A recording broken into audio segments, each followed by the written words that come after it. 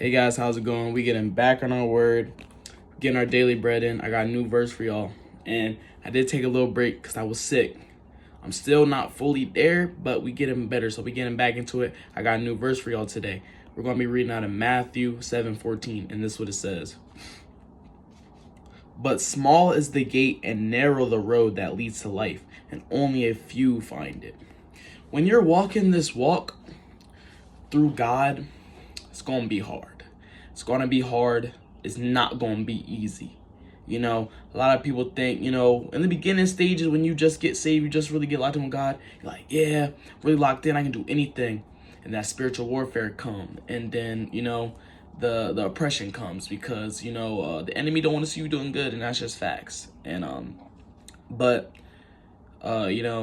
when you go to Christianity, it's kind of like you putting a target on your back. The devil will leave you alone when you're doing worldly stuff. When you start doing this, start locking, he's gonna put roadblocks in your way.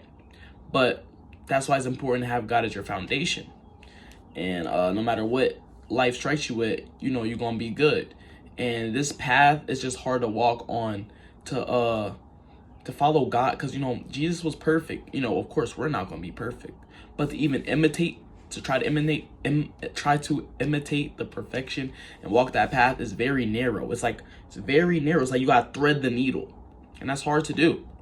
We're not perfect, but there are things we are called to do. Like things like love God above all else, love others as ourselves, and those things can be hard. Sometimes, something bad happens. It can be hard to, love God or to keep faith sometimes. And then, sometimes people mistreat us. Sometimes people make us mad. Sometimes people let us down. And it's hard to sometimes love others as we love ourselves. But yes, that road is narrow, but it leads to life. It leads to life. So, yes,